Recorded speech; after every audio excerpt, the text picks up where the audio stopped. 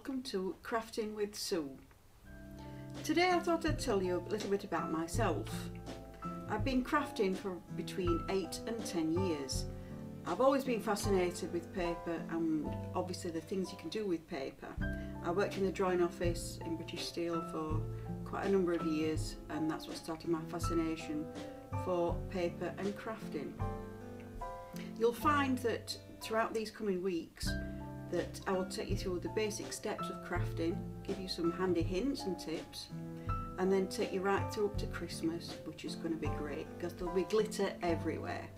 But as I say, welcome to Crafting with Sue. Today we're going to make a card with hearts, and if you can look closely, I'll just turn this round for you. If you look closely, this is something very similar to the card that we're going to make. It's an enemy. And it's made out of hearts and a snowflake, which you'll never believe me if I told you that, but there you go. But that is something very similar to what we're going to do today. Right, first of all, if you remember a few weeks ago I did tell you about when you start your card off, always put on the back, handmade, and who it's handmade by. Right, so we'll get on with a little bit of crafting now. And as I said a few weeks ago, I said the best way to start off with your card is to get it folded and get your insert put in. So obviously I've had this folded. That's my insert. I'm going to fasten it in. So hopefully if I can get this off. Yeah, there we go. What I'm going to do, I always butt.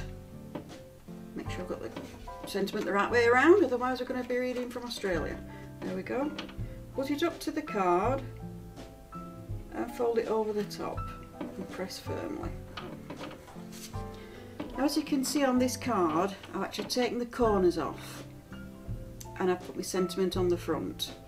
Now then, to get the orange showing through, what you need to do is to actually cut it out with a corner stamp, and then you line the back with an appropriate colour. Obviously the one that's on this card here, it matches the flower in the middle. But right, so we're going to now get on with making this card. Right, it's very simple how to do this. It's fiddly, or as we say in Stockbridge, it's faffy.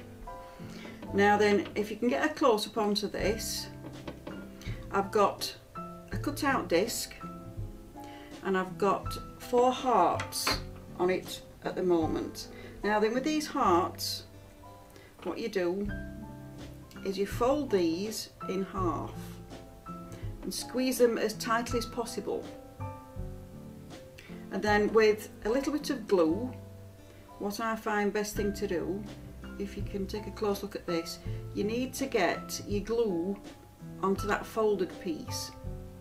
Now what I did earlier, I put a very big blob of glue in the middle and then I was fighting to get the pieces in.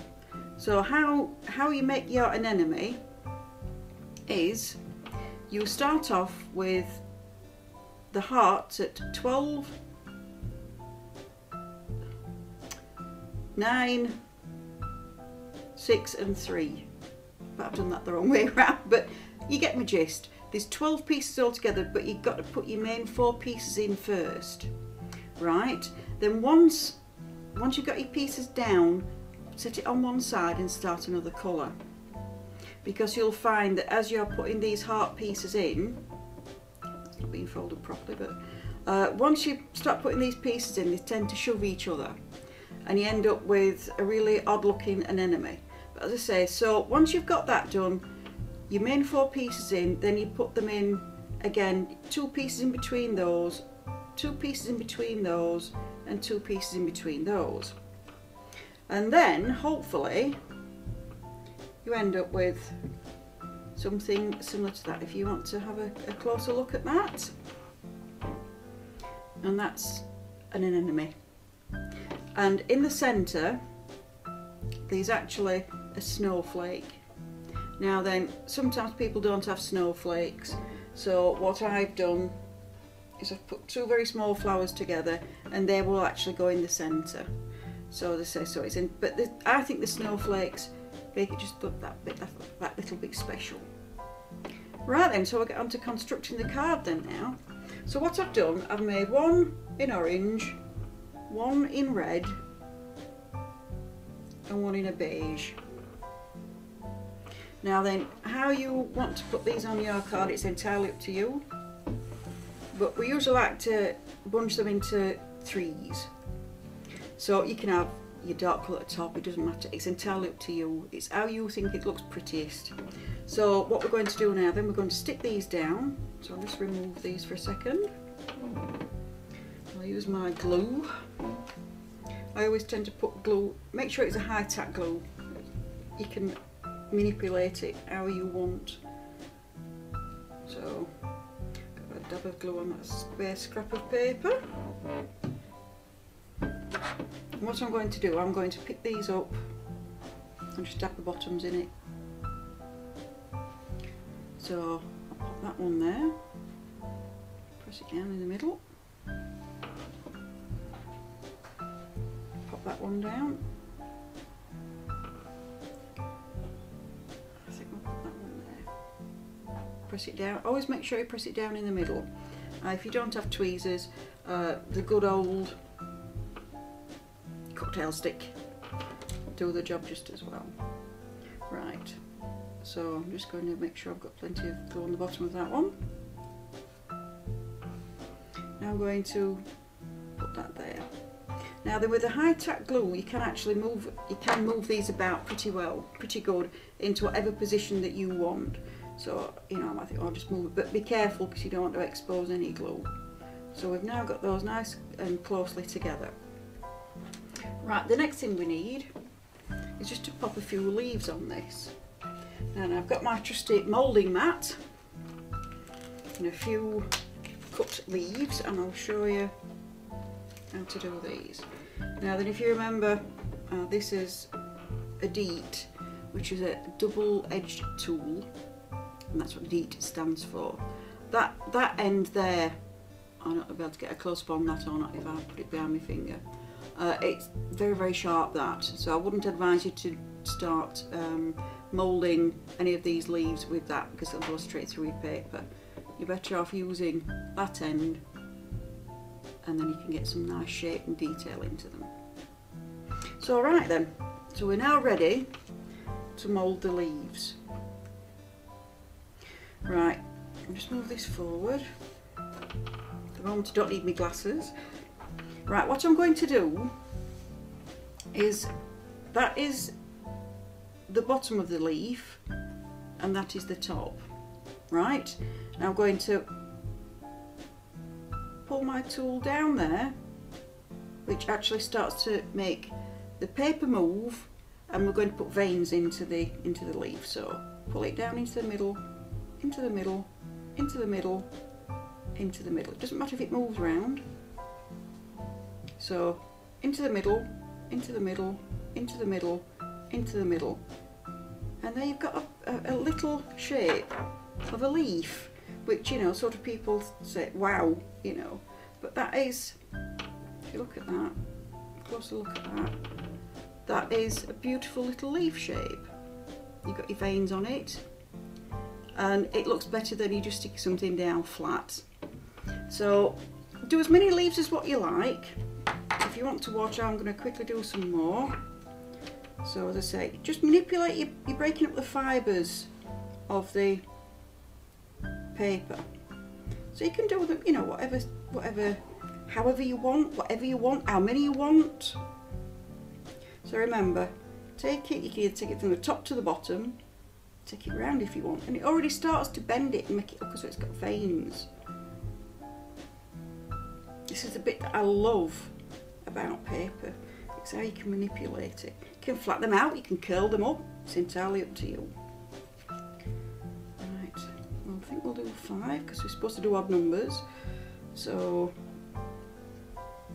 get the paper to move, because once you've done this, it will not go flat.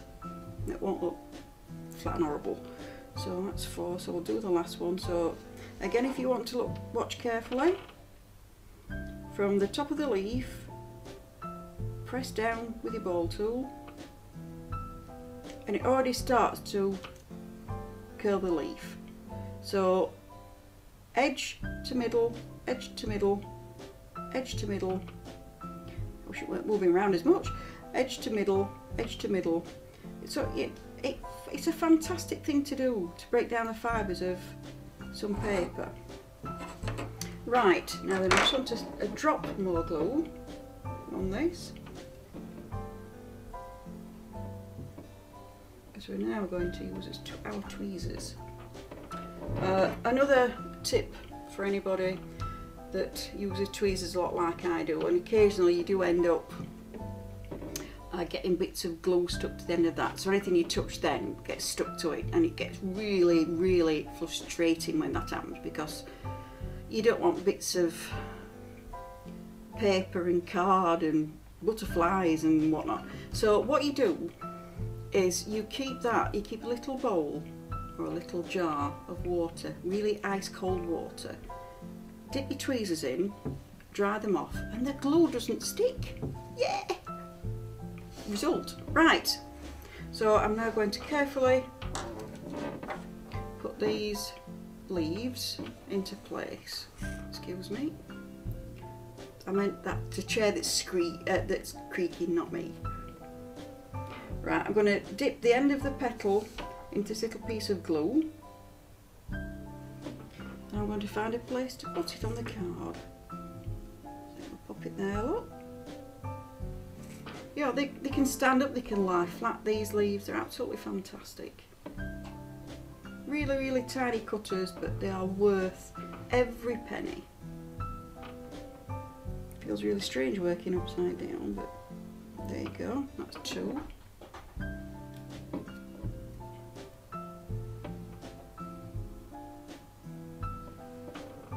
Put one down there. Three. You don't want massive amounts of glue on these, and it does dry very clear, this, by the way. Put one there.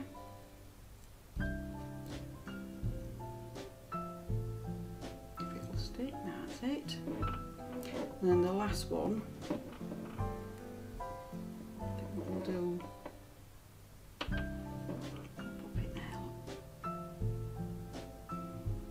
if you're not happy with the position of the leaves, you can always move them.